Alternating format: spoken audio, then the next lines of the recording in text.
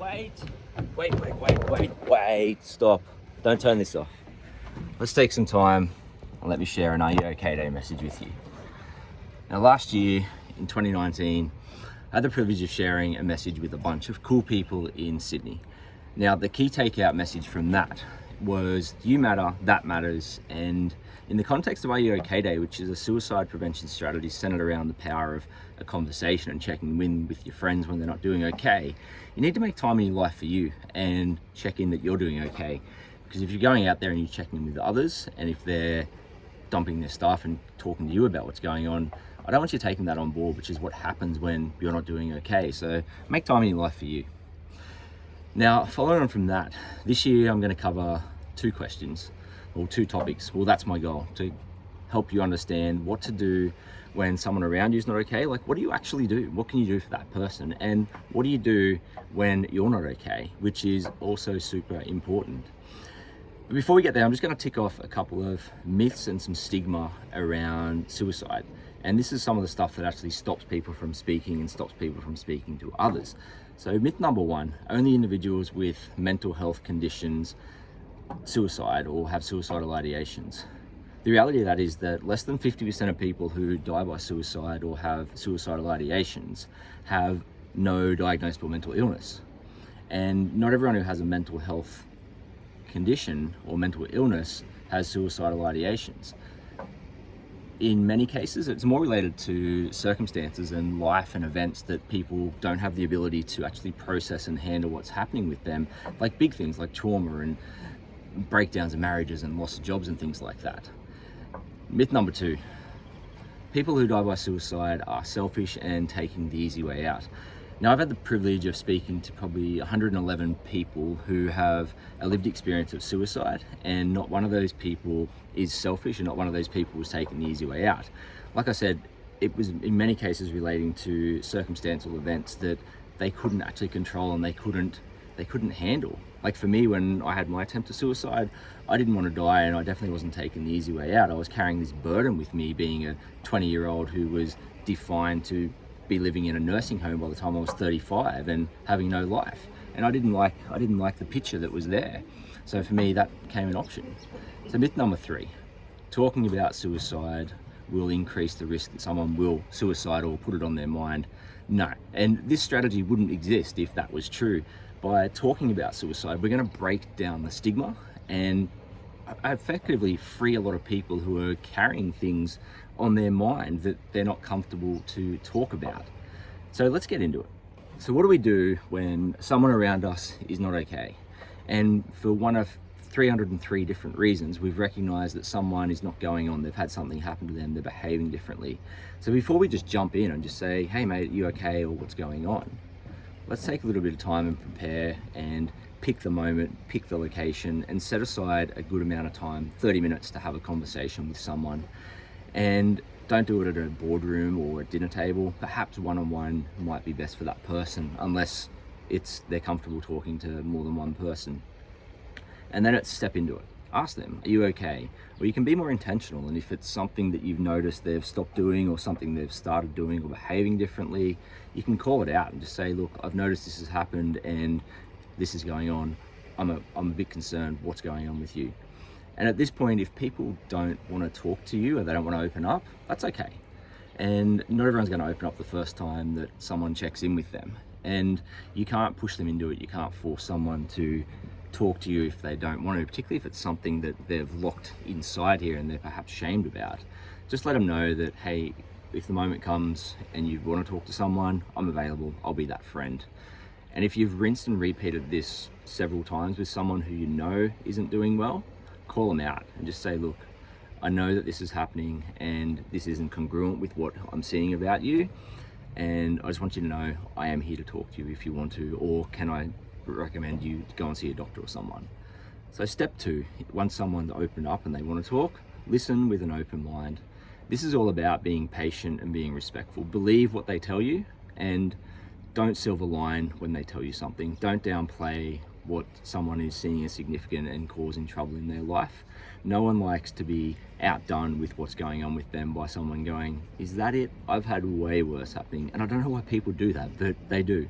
People do silver line, so don't silver line. And yeah, just let them know that you're there with them and you're here to support them. Let them know they're not alone.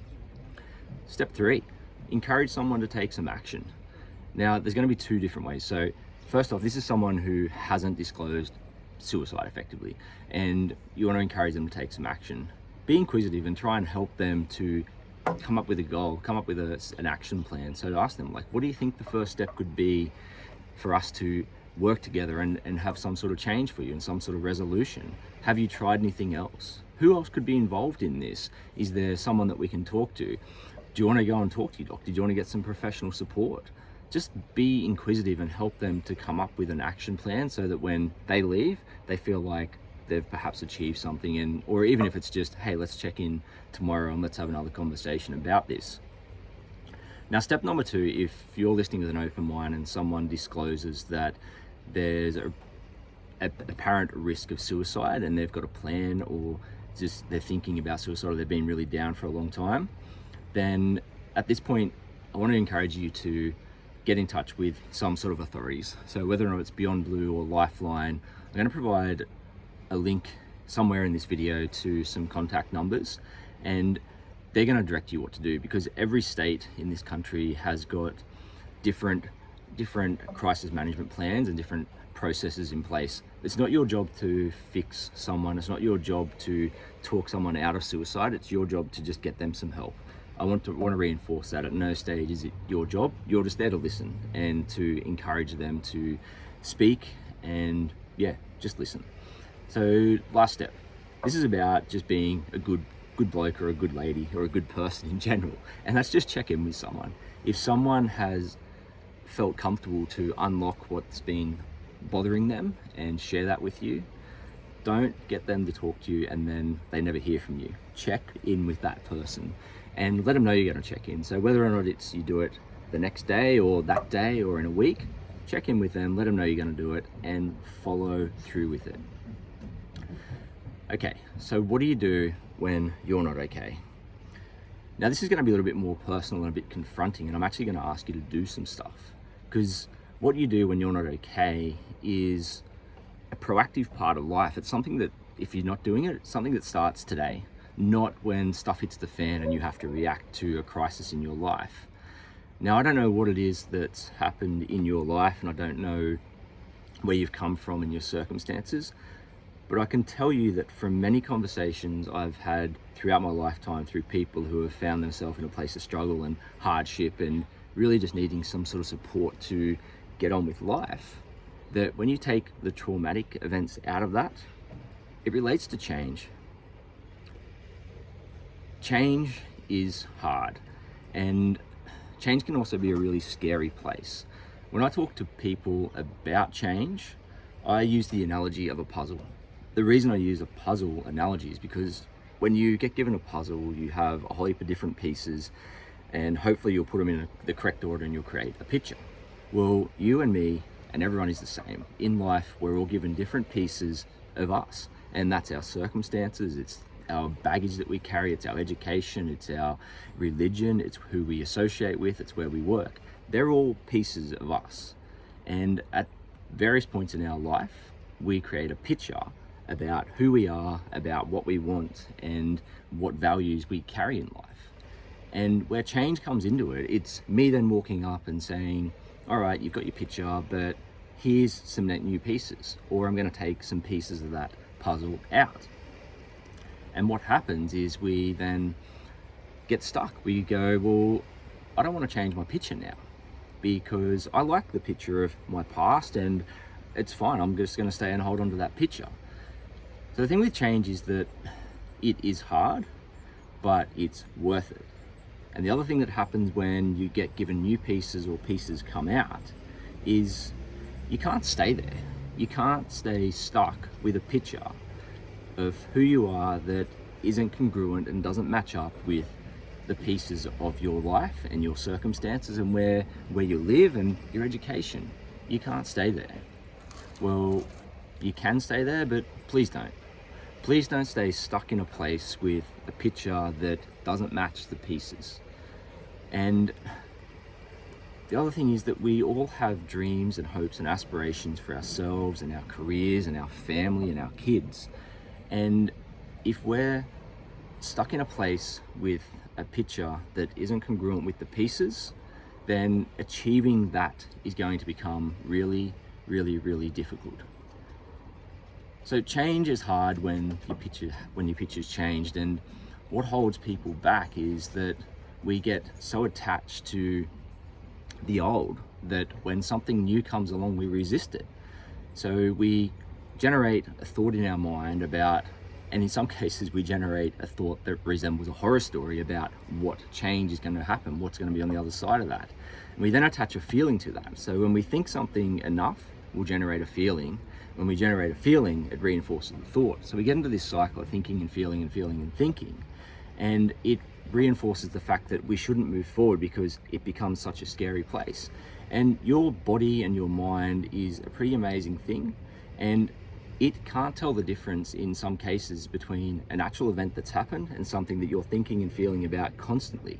And anyone who's ever experienced a traumatic event in their life, you know what I'm talking about, because if we take the time to sit down and discuss at length that traumatic event, what was happening, how you felt, who was around, it'll put you back in a state of trauma. And it does, and it's a process to get out. Look, I don't have time to go into thought diffusion and emotional agility, but I'll leave you with this. Your thoughts, in many cases, they're not real. Your thoughts are simply feedback. Your thoughts and emotions are feedback on what's going on in your life and where you are. And you need to respond to them. You need to acknowledge that you're having them. Don't push them away. Like there's no benefit of striving for a life where you're happy all the time. It's a utopia and it doesn't exist. You can strive for it, but it's not good. You need to experience sadness. You need to experience anger. And at the same token, you can experience excitement and happiness and joy. And that's what life's about, is striving for those times when you get that. But you can't push the other stuff away. So when life hits you and your picture is pulled apart, the thing which is the hardest thing about change is taking that first step. And my favorite story in the world is from the Book of Mark. And this story that I'm going to talk about quickly, it relates to Jesus healing the man with leprosy. Now, the miracle aside is epic, but the part that I want to focus on is the man with leprosy.